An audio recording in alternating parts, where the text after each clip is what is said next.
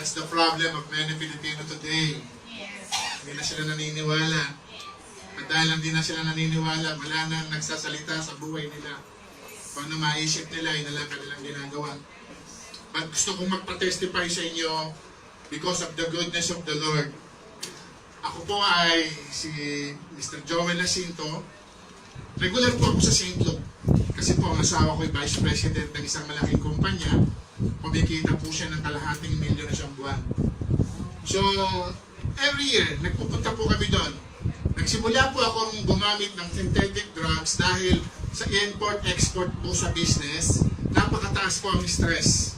Lalo na pagka mga produkto mo, nandun na hindi pa nababayaran, ang dami mong empleyado, so talagang may stress ka.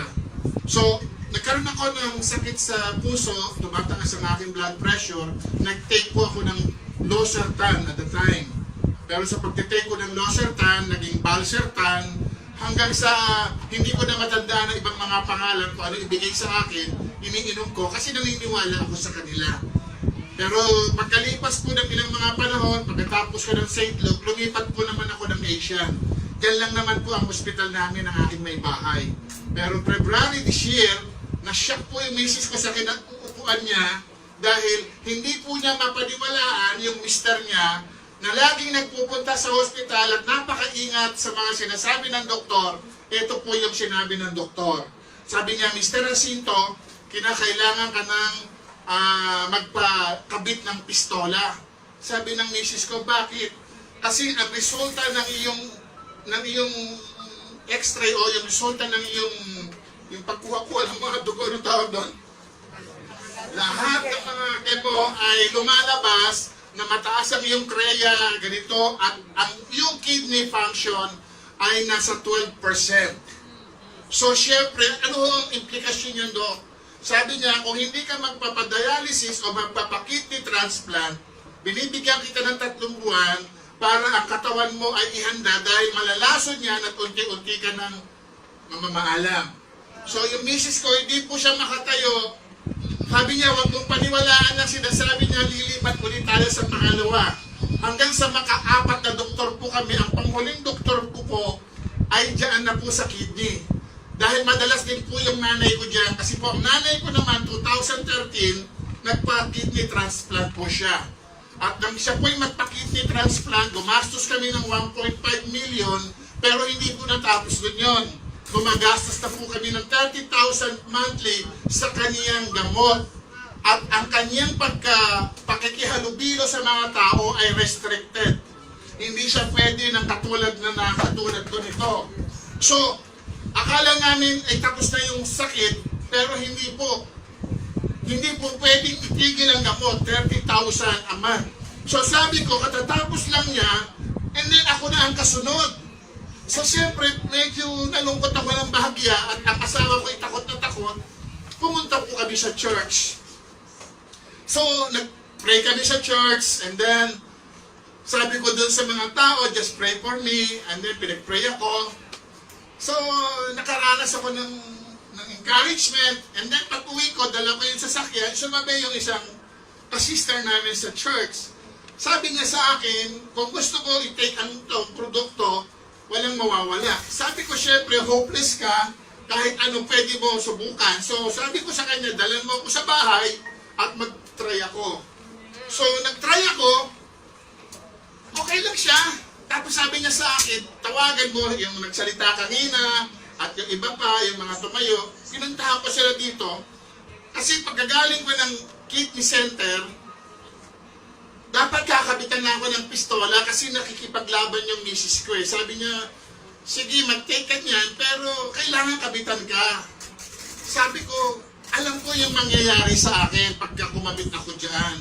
Kasi nakita ko yung nanay ko. So, hindi ko siya makatulog, iyak nang iyak. Sabi ko, alam mo, hindi ako mamamatay sa sakit eh. Mamamatay ako sa takot na pinadadama mo eh. So, takot na takot po siya. Sabi ko, huwag kang matakot, kasama natin ang Panginoon. Yes! So, pag punta ko sa kidney, etong kagandahan. Yung doktor na magkakabit sa akin ng pistola, absent. Yes! Umaga yun. And then sabi ko, total wala naman yung doktor ko, At yung misis ko, dyan lang nag-opisina, pumunta ako dito. Dala ko lahat ng mga record ko at pinakita ko kay Dr. Vergara. Sabi niya, alam mo, napakapalad mo dahil hindi ka nakabitan. So, ako naman nagtanong-tanong sa mga talagang nagtapadialysis, natakita ko. Sabi ko, kinabukasan, isasama ko yung misis ko. Kaya lang sabi niya, may pasok ako Sabado.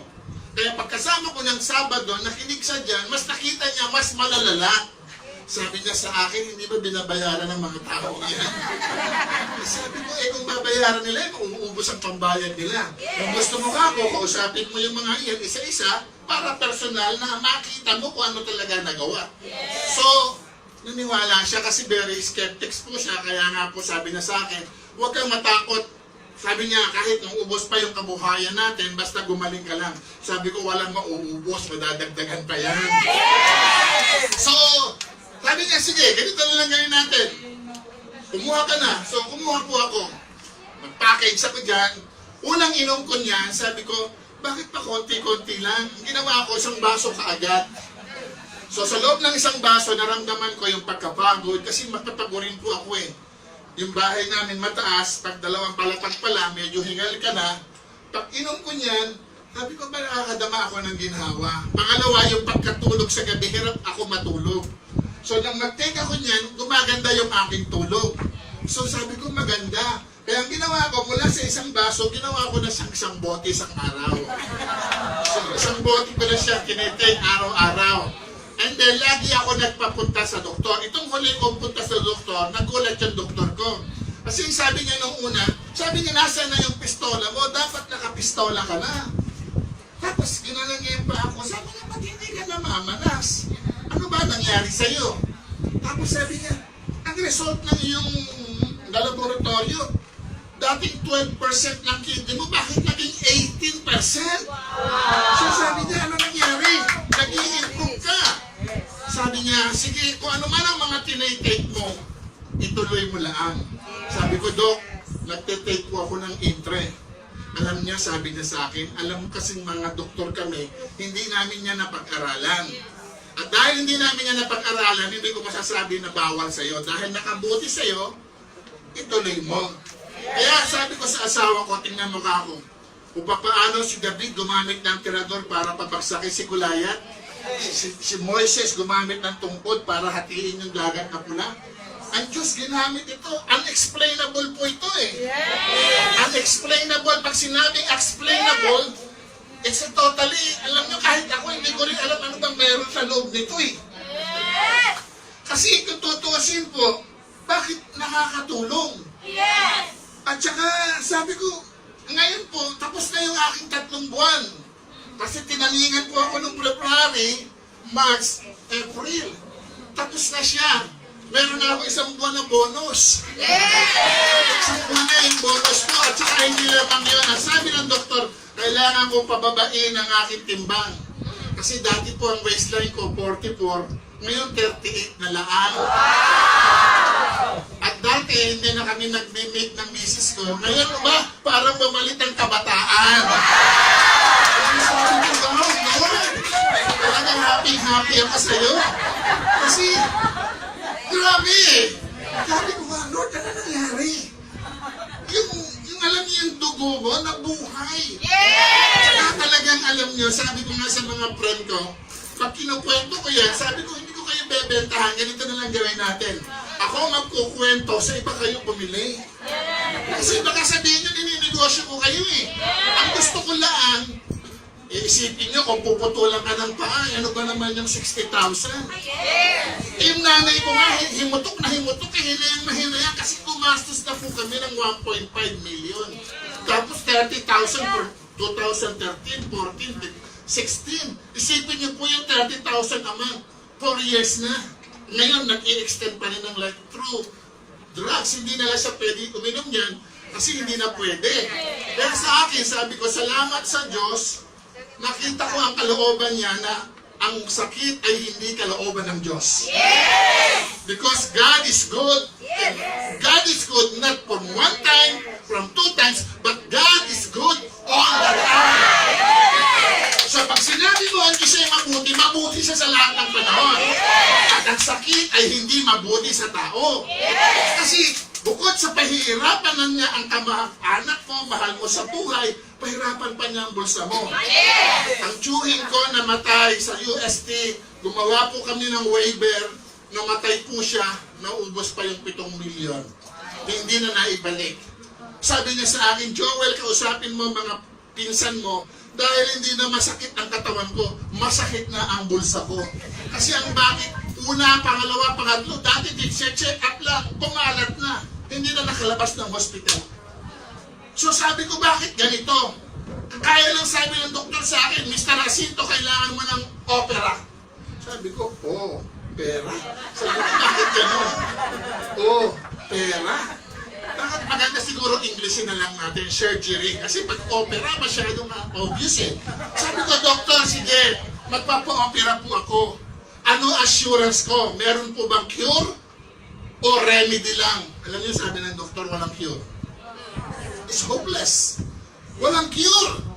So, ibig sabihin, remedy lang yung babayaran ko. Sabi ko sa asawa ko, halika na, umuwi na tayo. Umuwi na po kami. At ang sabi niya, huwag na babalik sa doktor na yun. Bakit? Tinatakot tayo. Hindi na ako totoo tinatakot. Yun ang lumabas sa resulta. Kaya dahil yun ang resulta, yun lang umuwi kami, don't believe in negative report, sabi ko. Kasi ang alam nyo papatay sa amin, takot eh. Kasi pag takot ka, manghihinain yung system mo, mag-iisip ka ng mag-iisip, mamamalang ka ng gana kumain, isang araw mo, lalo kilala lang sakit mo.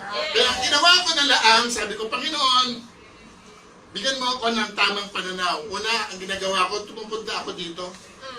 Kasi napapakinggan ko lang yung mga testimony ng mga lumalakas, gumagaling, na i-impart na sa akin. Kaya sabi ni Architect, Mr. Joel, available ka ba? Kasi marami tayong mga guests na gusto nila makarinig ng testimony. Sabi ko, from Alabang, ito lang ginawa ko, puntahan lang kayo, na if you have right believing, you have right living. Yes! That's the reason why nag-share ako. It's time to maniwala po tayo. Ang laking factor na po yun, yung maniwala kang gagaling ka. Yes! At alam mo na ang Diyos ang magpapagaling, gagamitin lang ang intra. Yes! Alam ko po yan. Kasi hindi po ako nagsisinungaling sa inyo para wala naman kung nagbayad sa akin dito eh. Actually, driver ko, gasolina ko at pagkain ko, ako pa may sagot. Ba't gusto ko kayong mabenepisyohan? Dahil alam ko, na kung hindi tayo titigil sa pagkukwento ng magandang balita, matatapos ang panahon na ang Pilipinas malaya na sa mga sakit at karamdaman. At para mangyari yun, magkaroon tayo ng purpose. Kasi life without purpose is meaningless. Kaya sabi ko nga kay Architect, sige Architect, sino dito yung mga may sakit? Ako yung mga address sa akin. Meron po akong diabetic, prostate, yung kidney, yun lang pinakamalala, and then high blood. At saka isa po sa akin yung po bang, yung sinasabi ng doktor sa akin noon, sabi niya, Mr. Jacinto, yung dugo mo, bumababa. So, kailangan din po saksakan ng hulog. Ano ba yun? Hulog na dito, sasaksakan.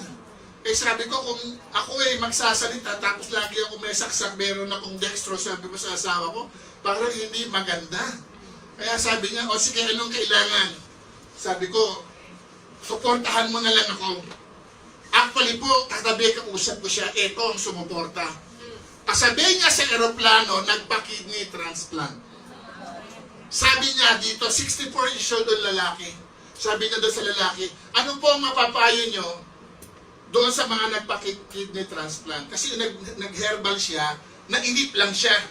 Kasi ayaw bumaba ang kanyang creatinine. Ako po, ang creatinine ko, nung mag-take ako nito, tumaas talaga. Nagtaasan, pati aking high blood tumaas. So talagang ang asawa ko lalong natakot. Natakot lalo. Pero sabi ko, ibig sabihin tumatalab. Yes! Kaya sabi ko, sige lang, hayaan mo siya magtaas ng magtaas. Matatapos niya, bababa rin niya ng bababa. Yes! So, nagulat nga siya, after 2 months, bumaba. So itong kasi misis ko, nandun sa Vietnam, para sa mga investor at saka sa mga supplier doon, nakausap niya sa aeroplano, nagpa-kidney transplant. Ano yung sabi niya? Ituloy mo na lang ang ginagawa ng mister mo, pero huwag siya magpa-transplant. Kasi bakit? restricted na ako sa tao at hindi na ako pwedeng magbuhat, ang daming bawal. At least yung asawa mo, nakita mo na from 12%, after 2 months na-take siya, 18%, tuloy lang niya. Huwag siyang mainip kasi kung 5 years nagkasakit siya sa kidney dahil sa mga synthetic, after 2 months, gusto mo mawala ka agad yun?